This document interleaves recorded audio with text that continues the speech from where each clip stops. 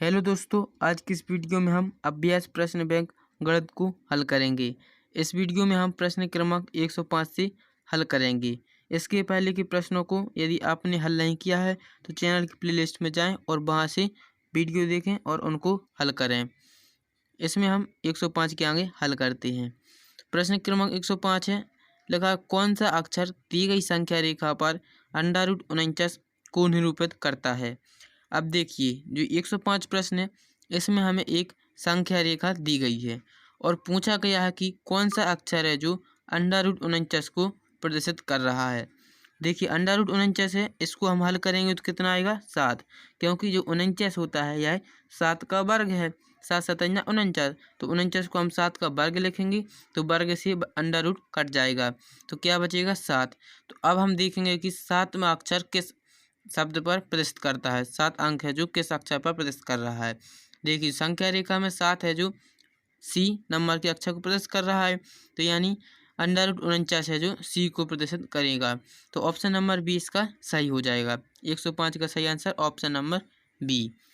फिर प्रश्न क्रमांक 106 है, एक वर्गपट का क्षेत्रफल 7,744 वर्ग सेंटीमीटर है। एक वर्गपट है जिसका क्षेत्रफल कितना है 7,744। इसकी प्रत्येक भुजा की लंबाई कितनी होगी। अब हमें इसकी प्रत्येक भुजा की लंबाई को बताना है।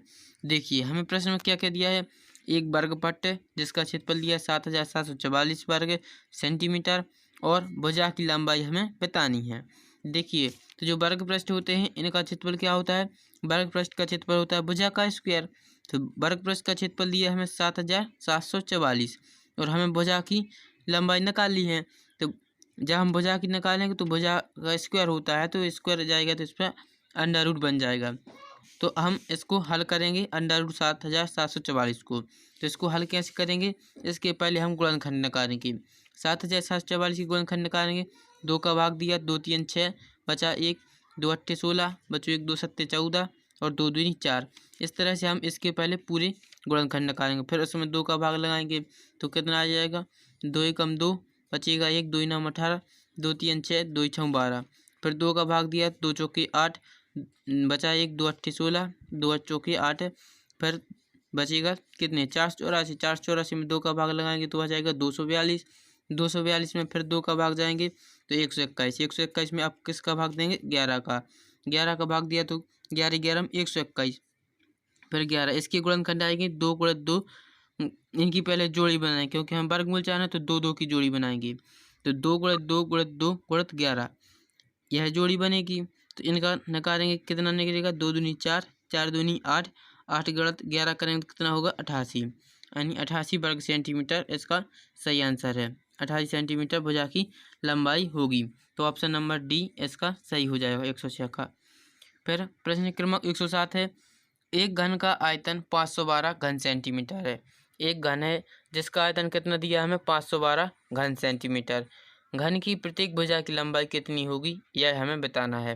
तो देखिए, घन का आयतन हमें दिया 512 घन सेंटीमीटर और घन की भुजा हमें निकालनी है। तो घन का आयतन क्या होता है, भुजा का क्यू, यानी भुजा का घन। तो भुजा का घन को हम हल करेंगे तो क्या आ जाएगा, 512 का क्यू आ जाएगा। तो हम इसको हल करेंगे जैसे हमने अभी 106 में प्रश्न को गुणनखंड निकाली थी, तो वैसे ही हम 512 के गुणनखंड निकालेंगे। तो गुणनखंड निकलेंगे 2 गुणित 2 गुणित 2 गुणित 2 गुणित 2 गुणित 2 गुणित 2 गुणित 2 गुणित 2। इस तरह से इसकी गुणनखंड निकलेंगे और इसकी हम 3 3 की जोड़ी बनाएंगे। इसमें हमें क्यू निकालना है और इसके पहली बार हमें वर्ग निकालना था तो हमने 2 2 की जोड़ी बनाई। जिसमें हम 3 3 की जोड़ी बनाएंगे तो कितनी निकलेगी, 2 गुणित 2 गुणित 2। इनका फिर हम गुणा करेंगे, 2 दूनी 4, 4 गुणित 2 यानी 4 दूनी 8। तो 512 का घनमूल कितना होगा 8। 512 घनमूल होगा 8 घन सेंटीमीटर। तो इसका सही answer option number A, option A इसका सही हो जाएगा। फिर प्रश्न क्रमांक 108 है, 12,000, 10,000, 8,000 और 6,000 में से कौन सी संख्या पूर्ण घन है। अब हमें बताना है जो 12,000, 10,000, 8,000 और 6,000 है, इसमें से कौन सी संख्या पूर्ण घन है। तो इनमें से 8,000 है जो पूर्ण घन है, क्योंकि पाँच के जीरो कितने 3 जीरो और 8 है जो यह 2 का घन होती है। तो इसका सही आंसर होगा 8,000, यानी ऑप्शन नंबर सी, 108 का ऑप्शन सी इसका सही आंसर है। प्रश्न क्रमांक 109 है, किसी शाला की प्रार्थना सभा में 1296 विद्यार्थी हैं, इस प्रकार खड़े हैं। 1296 विद्यार्थी हैं, वे प्रार्थना सभा में खड़े हैं। प्रत्येक पंक्ति में उतने ही विद्यार्थी हैं जितनी पंक्तियां हैं, तो प्रत्येक पंक्ति में कितने विद्यार्थी होंगे। तो देखिए इनको कैसे हल करेंगे। हमें संख्या कितनी दी, 1296। तो 1296 के पहले हम गुणनखंड निकालेंगे, तो गुणनखंड जितने निकलेंगे फिर उनकी हम दो दो की जोड़ी बनाएंगे। तो इनकी दो दो की जोड़ी बनाएंगे तो कितने निकलेंगे, 2 गुणित 2 गुणित 3 गुणित 3। फिर इनका गुणा करेंगे तो आ जाएगा 36। तो इस तरह से हम इस सवाल को करेंगे। और एक इस तरह से भी कर सकते जो हमें ऑप्शन दिए हैं इनका हम, जैसे ऑप्शन ए है तो ऑप्शन ए कितना था 18, तो 18 गुणा हम 18 में करके देखेंगे तो क्या इनका गुणा 1296 आता है। यदि इनका गुणा 1296 आ जाएगा तो वह हमारा आंसर सही हो जाएगा। जैसे हम 36 का गुणा 36 में करके देखेंगे तो इसका आंसर आएगा 1296। तो यह हमारा ऑप्शन सही हो जाएगा। तो ऑप्शन नंबर बी इसका सही है, 109 का ऑप्शन भी सही है। फिर प्रश्न क्रमांक 110 है, एक वर्ग का क्षेत्रफल 4x² धन 12x धन 9y है, 9y² है। इस वर्ग की भुजा कितनी होगी। अब हमें वर्ग की भुजा बतानी है, तो इस सवाल को कैसे हल करेंगे।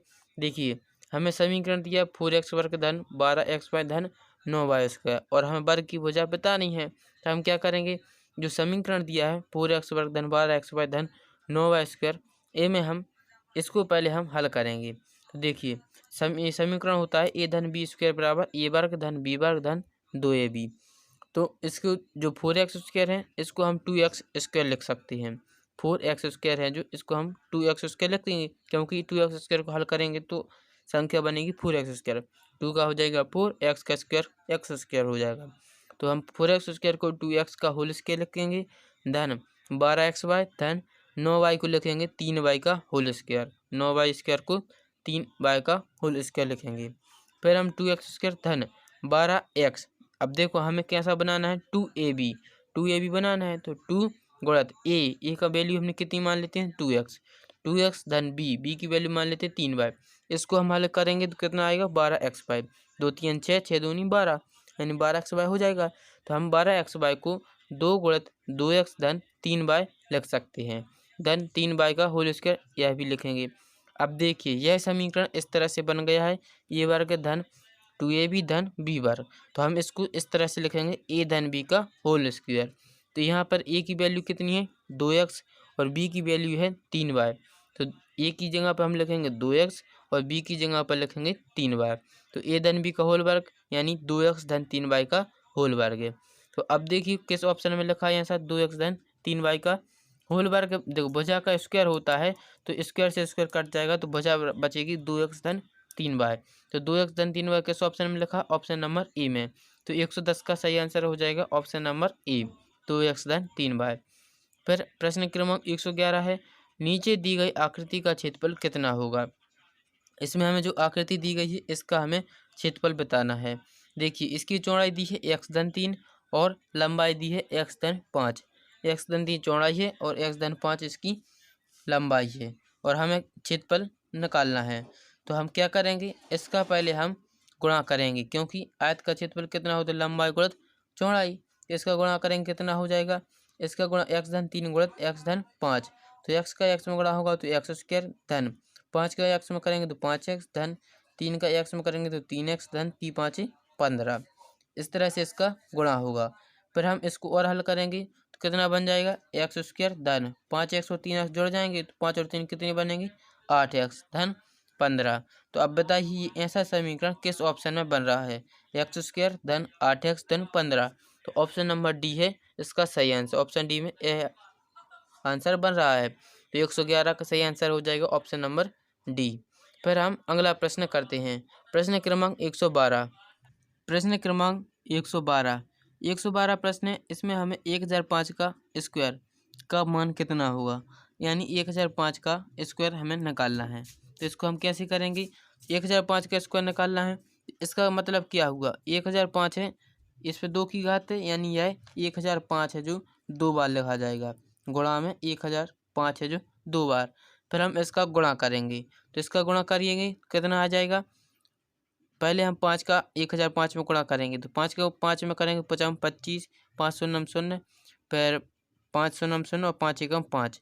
फिर हम 0 का गुणा करेंगे 1005 में, फिर दूसरी बार 0 का गुणा करेंगे, फिर 1 का गुणा करेंगे 105 में, फिर जो संख्या आएगी उसको हम जोड़ेंगे। तो इसको जोड़ेंगे तो कितना बचेगा, यह बनेगा 1,10,025 यह बनेगा, यानी ऑप्शन नंबर बी इसका सही आंसर होगा। 112 का ऑप्शन नंबर बी सही है। फिर 113 प्रश्न है, एक आयत का क्षेत्रफल x वर्ग धन 9x धन 20 है। यदि इसकी चौड़ाई x धन 4 है तो इसकी लंबाई कितनी होगी। देखो आयत का क्षेत्रफल दिया हमें x वर्ग धन 9x धन 20 और चौड़ाई दी है x धन 4, लंबाई हमें निकालनी है। आयत का क्षेत्रफल का सूत्र लगाएंगे। आयत का क्षेत्रफल होता है लंबाई गुणित चौड़ाई। क्षेत्रफल कितना दिया है, x वर्ग धन 9x धन 20, लंबाई गुणित चौड़ाई, चौड़ाई दी है x धन 4, लंबाई हमें निकालनी है। तो x वर्ग 9x धन 20 है, इसको पहले हम समीकरण दिया जो इसको हल करेंगे। देखिए इसे मध्य पद तोड़ने की विधि लगाएंगे x वर्ग धन 9x धन 20 में। देखिए 9x को तोड़ेंगे 5x धन 4x में, तो देखो 5x धन 4x में तोड़ेंगे 9x को और फिर x धन 4 को जगह तय लिखेंगे। फिर 5x धन 4x धन 20 बन जाएगा यह समीकरण, x वर्ग धन 5x धन 4x धन 20। इसमें से हम x को कॉमन लेंगे। पहले x वर्ग धन 5x है, इन दो संख्याओं में से x को कॉमन लेंगे। x को कॉमन लेंगे बनेगा x धन 5, और जो 4x धन 20 है इसमें से हम 4 को कॉमन लेंगे। 4 को कॉमन लिया तो x धन 5 बनेगा और बराबर लंबाई गुणित x धन 4 यह चलेगा। फिर हम x धन 5 और जो बाहर वाले कोष्टक बना है x धन 4, इनको लेंगे x धन 5 और x धन 4, या फिर यह कहें कि x धन 5 को कॉमन लेते हैं। तो x धन 5 कॉमन लेंगे तो बचेगा x धन 4। तो x धन 5 और x धन 4 बराबर हो जाएगा लंबाई गुणित x धन 4। तो हम लंबाई का मान निकालना है तो लंबाई को लिखेंगे और x धन 4 नीचे आ जाएगा। तो x धन 4 कट जाएंगे, लंबाई की वैल्यू निकलेगी x धन 5। तो x धन 5 किस ऑप्शन में है, ऑप्शन नंबर ए में। तो इसका सही आंसर हो जाएगा ऑप्शन नंबर ए, 113 का ऑप्शन ही सही है। फिर 114वां प्रश्न है, 49x² माइनस 36y² के गुणनखंड क्या होंगे। अब हमें 49x² माइनस 36y² के गुणनखंड निकालने हैं। तो इसको कैसे हल करेंगे, देखो एक समीकरण होता है a² माइनस b² बराबर a धन b इंटू a ऋण b, यह सर्व समीकरण होती है। इससे हम इसके गुणनखंड निकालेंगे। तो देखो a वर्ग ऋण b वर्ग बराबर a धन b इंटू a ऋण b। तो a की वैल्यू है 49x और b की वैल्यू है 36y। तो इसमें हम यह सर्व समीकरण लगाएंगे और वैल्यू निकालेंगे। तो a धन b यानी 49x धन 36y हो जाएगा और a ऋण b 49x ऋण 36y। तो अब देखते हैं ऐसी किस ऑप्शन में लिखी है। तो 49x धन 36y और 49x ऋण 36y, ऑप्शन नंबर सी इसका सही आंसर है। 114 का ऑप्शन सी सही आंसर हो जाएगा। फिर प्रश्न क्रमांक 115 है, a वर्ग अपॉन 16 ऋण 9 के गुणनखंड क्या होंगे। a वर्ग बटे 16 ऋण 9 के गुणनखंड क्या होंगे। अब हम a वर्ग बटे 16 ऋण 9 की गुणनखंड निकालेंगे। तो इसको कैसे लिख सकते हैं, a बटे 4 का होल स्क्वायर। a वर्ग बटे 16 को a बटे 4 का होल स्क्वायर लिखेंगे और 9 को लिखेंगे 3 का स्क्वायर। तो बनेगा a बटे 4 का होल स्क्वायर ऋण 3 का स्क्वायर। अब सर्व समीकरण लगाएंगे a वर्ग ऋण b वर्ग बारी। तो a वर्ग ऋण b वर्ग बराबर क्या होता है, a धन b और a ऋण b। एक कोष्टक में a धन b और एक कोष्टक में a ऋण b। तो a का वैल्यू यहाँ पर कितनी दी है, a बटे 4 और b की वैल्यू हो जाएगी यहाँ पर 3। तो a धन b की जगह पर लिखेंगे हम 9 बटे 4 धन 3 और a ऋण b की जगह पर लिखेंगे 9 बटे 4 ऋण 3। अब देखेंगे यह किस ऑप्शन में दिया है। तो यह दिया है हमें ऑप्शन नंबर ए में। तो इसका सही आंसर हो जाएगा ये ऑप्शन नंबर ए सही आंसर है। तो इस तरह से हम इस वीडियो में 115 तक के प्रश्नों को हल करते हैं। इसके आगे के प्रश्नों को हम अगले वीडियो में हल करेंगे।